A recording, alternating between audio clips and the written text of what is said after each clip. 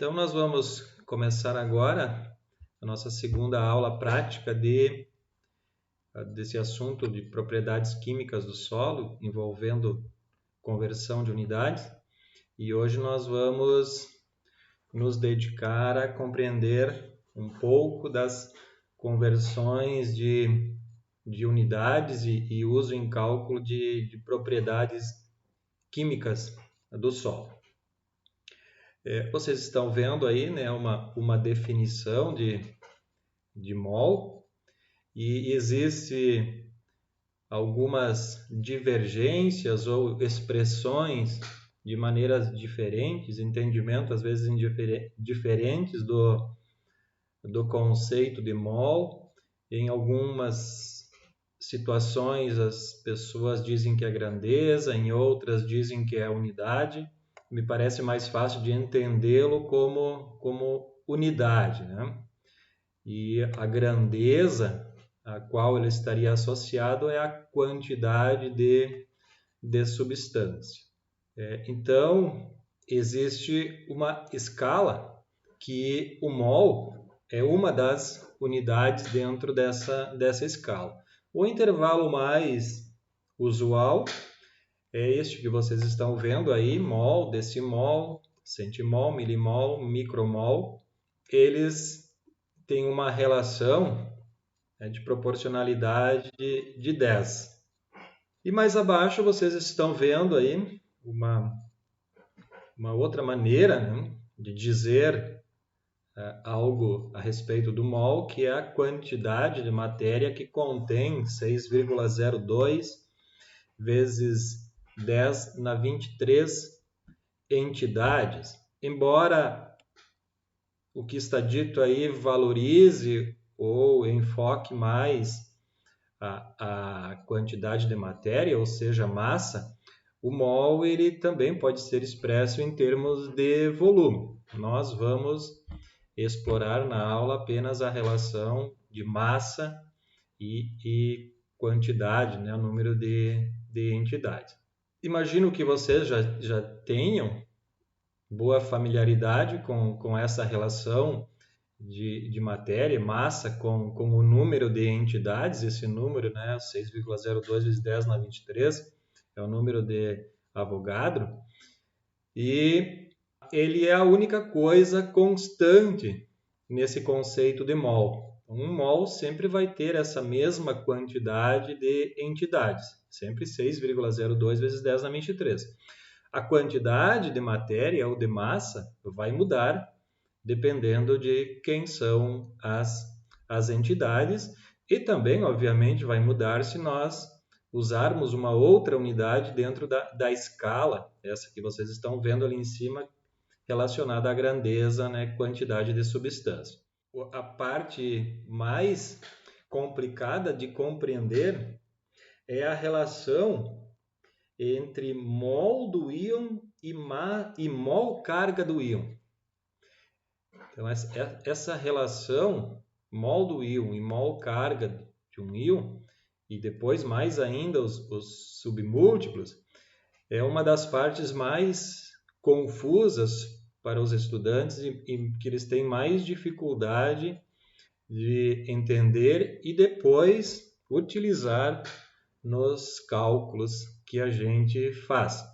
Então, eu preparei umas figuras para tentar facilitar esse entendimento. Então, imaginem que a gente esteja fazendo um exercício matemático de ir acumulando íons, e nessa primeira tabela a gente está usando o íon alumínio como exemplo, e a gente sabe, né, da tabela periódica, que 1 mol de alumínio é 27 gramas, em termos de massa, é 27 gramas 1 mol de alumínio.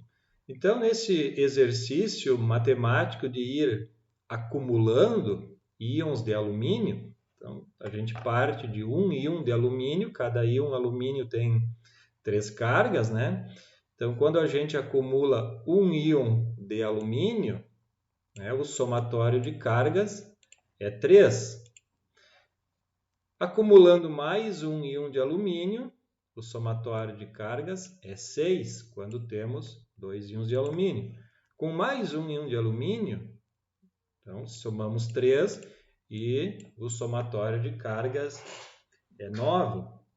Então percebam que o número de cargas é igual ao número de íons vezes 3, porque cada íon de alumínio tem 3 cargas.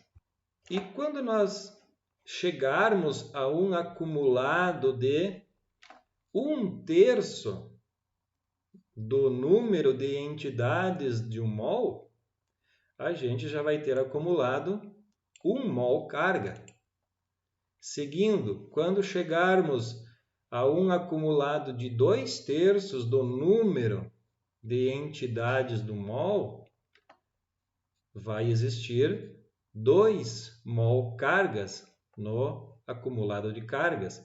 E quando chegarmos a um acumulado desse número de entidades do mol, nós, portanto, teremos 1 mol de alumínio e 3 mol carga de alumínio.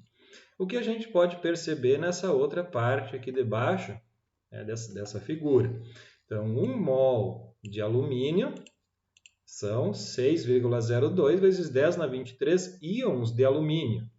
E nesse conjunto de alumínio vai ter 3 vezes 1 mol carga. Expressando o que está na figura aqui embaixo, a gente percebe que 1/3 de mol de alumínio corresponde a 9 gramas. E nesse 1/3 estão contidas 6,02 vezes 10 na 23 cargas e, portanto, é 1 mol carga de alumínio. Ou seja, essa parte aqui de cima se refere a esta parte da tabela. Um acumulado de íons até 1/3 corresponde a 9 gramas e que corresponde a essa quantidade de carga, portanto, 1 mol carga de alumínio. Fazendo o mesmo raciocínio, até completar 1 mol, então mais 1/3 de mol de alumínio, mais 9 gramas, mais 1 mol carga de alumínio. E também para o outro 1/3. Então percebam, expresso aqui de maneira diferente, o que já estava resumido lá na figura, em 1 mol de alumínio, que são 27 gramas, estão contidos 3 mol carga de alumínio. Essas quantidades e essas relações são particulares, não exatamente de cada íon, mas sim da valência do íon, como nós vamos ver agora na sequência para o cálcio. 1 mol de cálcio, em termos de massa, são 40 gramas. A gente pode ver lá na tabela periódica. Fazendo o mesmo exercício matemático, acumulando íons de cálcio, a gente percebe que o somatório de cargas é igual ao número de íons vezes 2, porque cada íon cálcio agora tem 2 valências. Então, quando esse acumulado de íons chega a 1/2 do número de entidades do mol, a gente já vai ter 1 mol carga de cálcio. Quando o acumulado chega ao número completo de entidades do mol, a gente vai ter 2 mol carga de cálcio. Então, agora no caso do cálcio, 1 mol de cálcio, que são 6,02 vezes 10 na 23 íons de cálcio, vai ter 2 mol de carga de cálcio.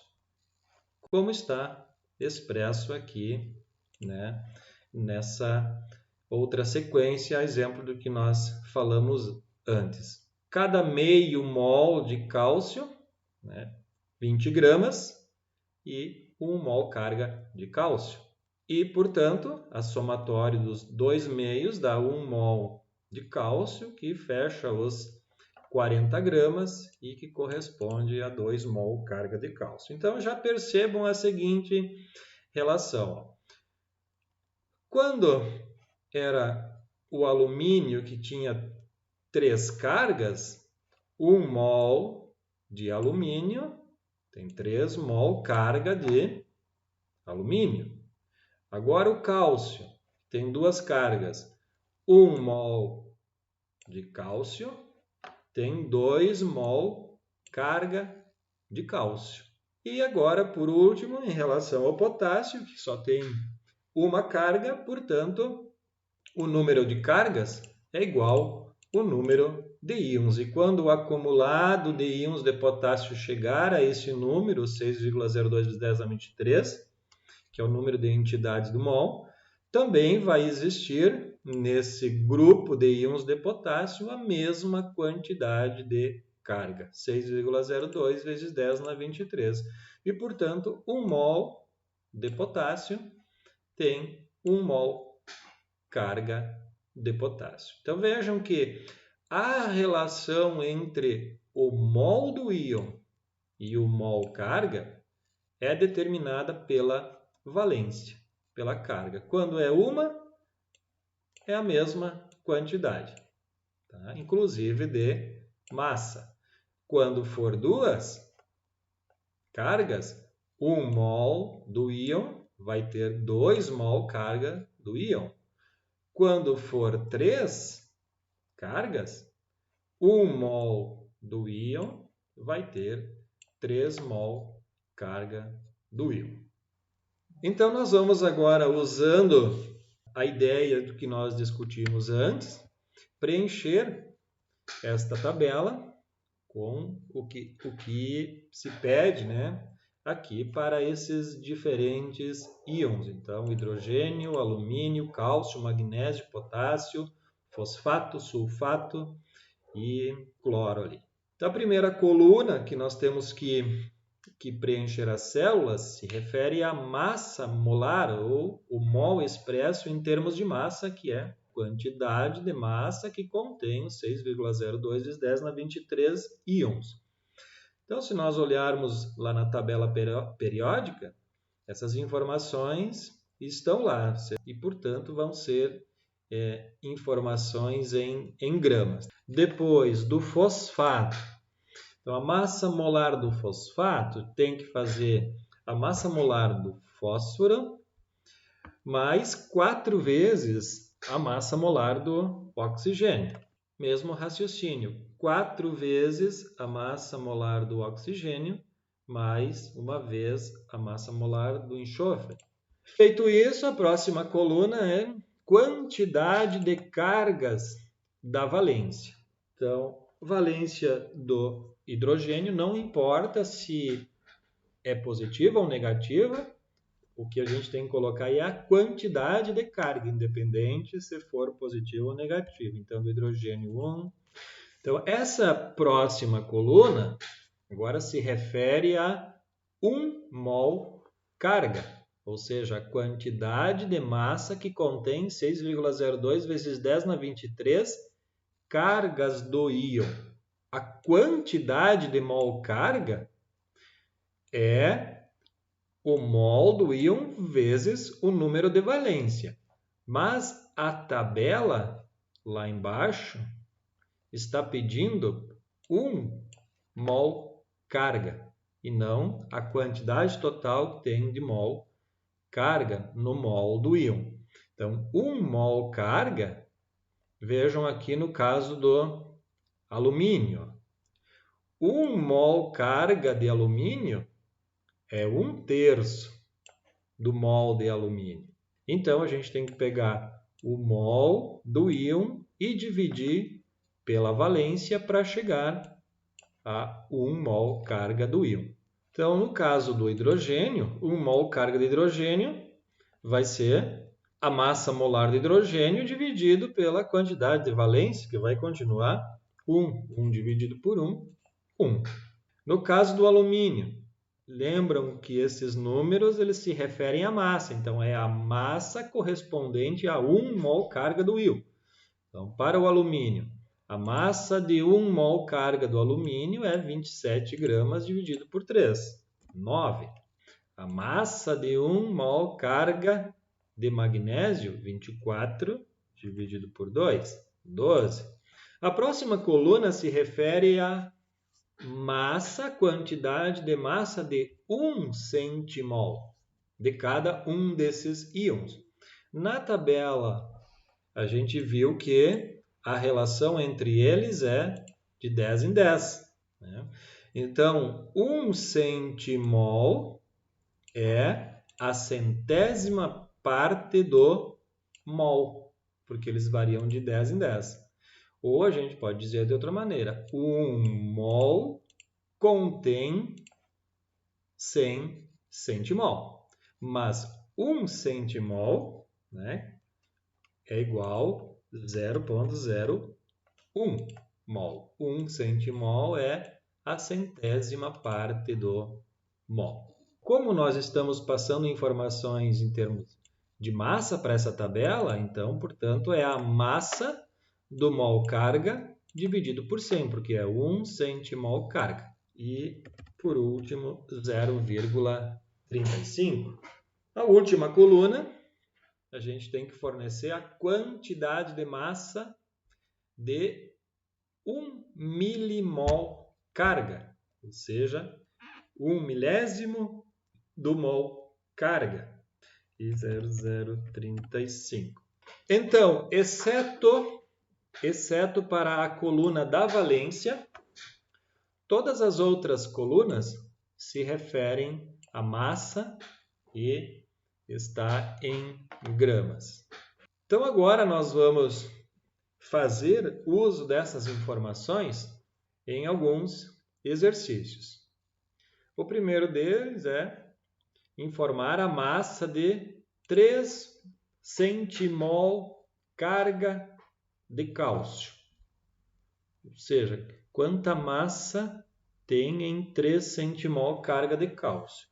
Se nós olharmos aqui, o centimol está nessa coluna e 1 centimol de cálcio é 0,2 gramas, portanto, 0,2 vezes 3 vai resultar 0,6 gramas. 5 centimol carga de potássio. Centimol, de novo, nessa coluna do potássio. 5 vezes 0,39, igual 1,95. 3,5 centimol carga de alumínio. Deixa eu colocar o grama que ficou faltando aqui. 3,5 centimol carga de alumínio. Onde é que está o centimol carga de alumínio? Está aí, 0,09 vezes 3,5, 0,315. 25 milimol carga de magnésio. Milimol agora. Milimol é a última coluna. Magnésio está aqui, então, se refere a este valor. 25 vezes 0,012 igual 0,3. Por último, 1,5 mol carga de fosfato. Agora, a coluna do mol carga é esta aqui. Do fosfato está nessa célula. 47,55. Informe a quantidade de carga nestas mesmas quantidades que estavam no exercício anterior. Então, antes nós informamos quanto era a massa de 3 centimol carga, agora nós temos que informar quantas cargas existem em 3 centimol carga de cálcio. Vejam que aqui nesta tabela, 1 mol carga contém 6,02 vezes 10 na 23 cargas. Então, todas estas massas nesta coluna do mol carga, em todas estas massas, a quantidade de cargas que existem é a mesma, 6,02 vezes 10 na 23. No centimol carga, né, como a massa do centimol carga é a massa do mol dividido por 100, portanto, o número de cargas também sofre essa redução. Vai ser o número de cargas do mol dividido por 100. Fica, então, 6,02 vezes 10 na 21. Todas estas massas contêm 6,02 vezes 10 na 21 cargas. E o milimol, mesmo raciocínio. A massa do milimol sofre uma redução 1000 vezes em relação ao mol carga, portanto, o número de cargas em 1 milimol também sofre uma redução 1000 vezes em relação ao número de cargas do mol carga. Então, todas estas massas contêm 6,02 vezes 10 na 20 cargas. Centimol carga de cálcio. Quantas cargas tem em 1 centimol carga? Sempre tem 6,02 vezes 10 na 21. Então, o resultado vai ser 3 vezes 6,02 vezes 10 na 21. Mesmo raciocínio, 5 centimol carga de potássio. 5 vezes 6,02 vezes 10 na 21. 25 milimol. Quantas cargas tem em 25 milimol carga de magnésio? Pô, o milimol, cada milimol tem 6,02 vezes 10 na 20. 1,5 mol carga de fosfato. 1,5 vezes 6,02. 9,03 vezes 10 na 23. 4 milimol carga de alumínio corresponde a quantos centimol carga de alumínio? Vejam que este problema não envolve massa, não envolve quantidade de cargas, apenas a relação entre as unidades da grandeza quantidade de substância, ou seja, milimol carga, centimol carga. E, portanto, nós podemos usar a tabela. Esta relação de mol, decimol, centimol, milimol, micromol, vale também para mol carga, decimol carga, centimol carga, milimol carga, micromol carga. Então, a gente tem 4, no problema, 4 milimol, né? E a pergunta é quantos centimol? Então, 0,4. Ou poderíamos colocar 4 vezes 10 na menos 1, como nós fazíamos na aula anterior. Então, 4 milimol carga corresponde a 0,4 cmol carga. Percebam que, para facilitar, eu deixei em tons diferentes o que se refere ao elemento e ao solo. O marrom sempre se refere ao solo. O outro exercício, converter 20 miligramas de potássio por decímetro cúbico de solo para centimol carga de potássio por decímetro cúbico de solo.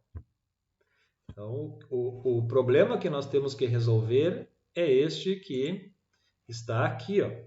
20 miligramas de potássio por decímetro cúbico, temos que achar o valor de Z, que vai corresponder à quantidade de centimol carga de potássio por decímetro cúbico de solo. Então, fazendo pelo nosso raciocínio de substituição, como nós fizemos na aula anterior, a gente sabe que existe relação de centimol com massa, milimol com massa, mol com massa, mol carga, centimol carga, milimol carga com massa, e essas relações estão aqui nessa tabela. Então, 1 centimol carga de potássio corresponde a 0,39 gramas de potássio. E que se nós expressarmos esses 0,39 gramas em miligramas, porque o problema lá de cima está expresso em miligramas também, então 0,39 gramas de potássio corresponde a 390 miligramas de potássio. Quem já se familiarizou com a relação das escalas da grandeza-massa que nós estudamos na aula prática passada. E, portanto, 20 miligramas, que é o que está no plano, corresponde ao valor Z. Então, esses miligramas vão estar sendo expressos em centimol carga. Então, fazendo o raciocínio, agora só nos resta 1 miligrama. Z vai ser igual a 1 centimol carga vezes 20 miligramas dividido por 390 miligramas. Fazendo a divisão de 20 por 390, o resultado é... Quanto deu o resultado, Amanda? Jaqueline, já tem o resultado? 0,051. Então, reproduzindo, né, a estrutura do problema que a gente tinha que resolver, colocando aqui embaixo, o resultado vai ser 0,051 centimol carga por decímetro cúbico de potássio. Então, próximo problema, então, temos 0,54 centimol carga de potássio por decímetro cúbico e queremos expressar em miligrama de potássio por decímetro cúbico. É o caminho contrário do que nós fizemos antes. Antes convertemos de miligrama para centimol, agora de centimol para miligrama. Então o problema é como está colocado aqui, temos que encontrar o valor de Z. De novo, nós temos que trabalhar com as relações, né, centimol carga e massa. Mesma coisa, se trata do íon potássio, 1 centimol carga de potássio é 0,39 gramas, que corresponde a 390 miligramas. E agora a gente tem que resolver essa regra de 3. 0,54 vezes 390, dividido, né, por 1, que é o outro componente lá da regra de 3. E esse resultado agora... dá quanto, Natália Rosa? Isso. Vamos arredondar? 211. Então, o resultado aqui no final fica 211 miligrama por decímetro cúbico. Então, convertemos 0,54 centimol carga por decímetro cúbico para miligrama por decímetro cúbico, e o resultado é este aqui. Próximo exercício. Esse já começa a ficar mais desafiador, que entra a relação de ppm. Agora nós temos que converter 100 ppm de potássio para centimol carga de potássio por quilograma de solo. Então nós temos que lembrar da aula anterior que ppm, assim como porcentagem, é uma proporção, em que ppm é uma proporção de uma parte em 10 nas 6 partes, ou 1 milhão de partes, uma parte em 1 milhão de partes. Então, nós já podemos expressar não só podemos, como devemos, expressar este 100 ppm desta maneira aqui.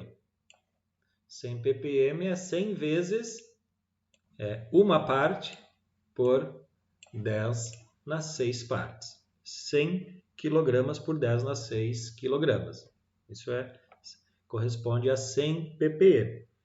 E nós temos que expressar isto em centimol carga por quilograma. Então, nós temos que fazer, primeiro, converter esta massa do íon potássio, né, para centimol carga. E depois só diretamente já podemos fazer a operação e simplificar o resultado. Então nós sabemos, de novo, né, eu já poderia suprimir aqui, em se tratando do potássio, que 1 centimol carga do potássio, 0,39, corresponde a quantos quilogramas de potássio? Porque aqui agora nós temos o potássio em quilogramas. Quem me dá o resultado, lembrando de como nós fizemos na aula prática passada? Bruna, tem alguma sugestão? Eduardo Lansen, 0,0039? Tá quase certo. Isso aí. E se nós expressarmos isso em notação científica, quanto é que fica? 3,9, então a vírgula viria aqui, né? 1, 2, 3, 4. 3,9 vezes 10 na menos 4. Se nós sabemos que 1 centimol carga corresponde a uma massa de 3,9 vezes 10 na menos 4 kg do íon potássio, e se temos 100 kg deste íon, então, com uma regra de 3, vamos achar o valor de Z. O que nos interessa agora é a massa em quilograma. Então, o resultado vai ficar 1 centimol carga vezes os 100 kg, que 100 kg é igual a 10 na 2 kg, né? Dividido por 3,9 vezes 10 na menos 4. Quanto que teremos aqui como resultado? 256 centimol carga. Esse resultado aqui, se nós expressarmos ele em notação científica, quanto que é? 2,5 vezes 10. Então, 2,5 vezes 10 na 1, na 2, na 3, na 4, na 5. E agora, 2,5 vezes 10 na 5 dividido por 10 na 6. 10 na 5 dividido por 10 na 6. Vai ficar 10 na 1 aqui embaixo, né? Que passar para cima vai ficar 10 na menos 1 na parte de cima. E, portanto, vai ser 2,5 vezes 10 na menos 1, que é 0,25. Próximo exercício. 5,6 centimol carga de cálcio por quilograma de solo para ppm. Agora a gente faz o caminho contrário, né? E mudou o íon. Não é mais potássio, agora é cálcio. Então o que a gente tem que fazer é resolver esse problema. Temos 5,6 centimol carga de cálcio por quilograma de solo e vamos ter que expressar em ppm.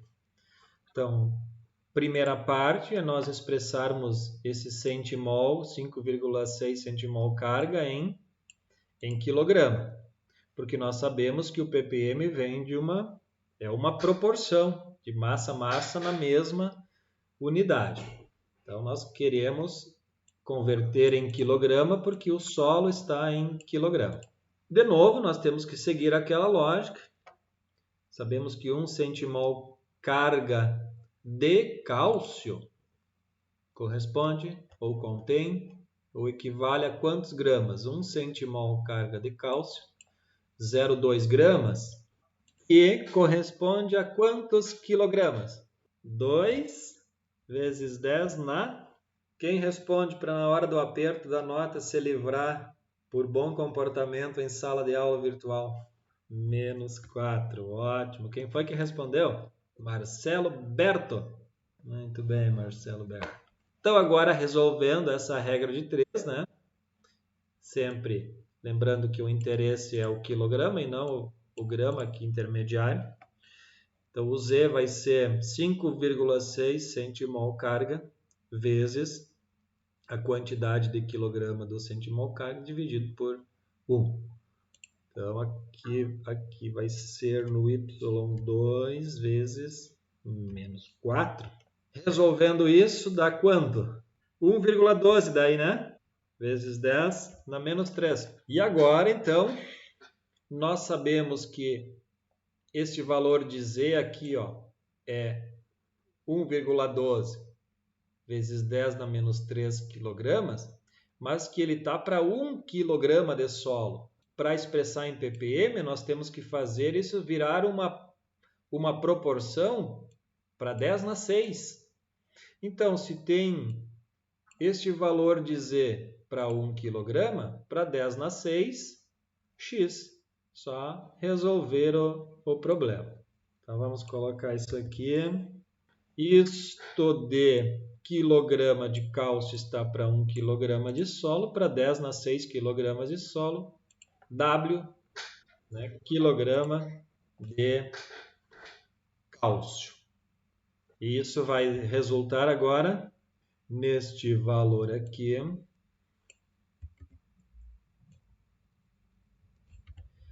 vezes o 10/6 dividido por 1 kg, que dá quanto?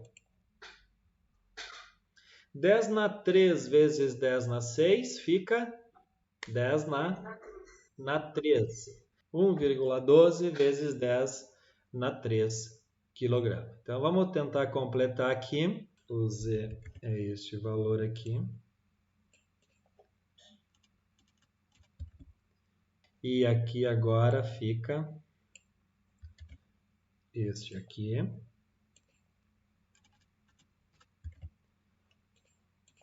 Que, resolvendo, vai passar para quanto? Vamos ver quem está seguro no ppm. Estão lembrados que o ppm é uma proporção de 1 sobre 10/6 e que esse quilograma por 10/6 quilograma, ele está funcionando aqui como um símbolo de ppm. Então, o resultado final é 1,12 vezes 10/3 ppm.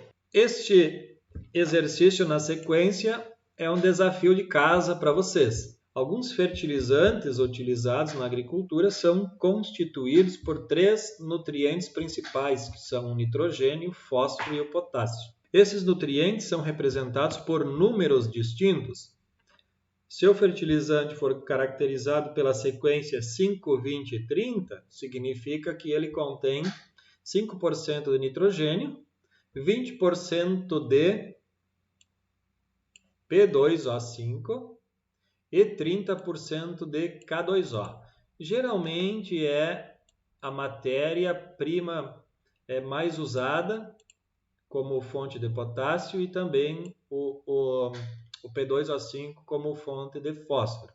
O que se pede é um saco de 50 kg desse fertilizante contém quantos quilogramas de nitrogênio, de fósforo e de potássio. Veja que o que se pede é a massa de fósforo e não a massa de P2O5. É a massa de potássio e não a massa de K2O. Então, qual é a dica para vocês responderem? Para calcular a quantidade de nitrogênio, é só fazer 50 vezes 5%. Para calcular a quantidade de P2O5, 50 vezes 20%. Para calcular a quantidade de K2O, 50 vezes 30%. Tá? Então, vocês vão ter a quantidade de P2O5 e a quantidade de K2O. Mas o que se pede é quanto de P tem e quanto de K. Aí vocês vão precisar usar a proporção de massas de P no P2O5, usando as relações de mol. Ou seja, em 1 mol de P2O5, quanto tem de P? Em 1 mol de K2O, quanto tem de K? E depois, uma regra de 3 simples resolve-se. Fiquem bem, se cuidem. Qualquer coisa que precisarem tirar dúvidas, me chamem. E nos vemos terça-feira que vem novamente.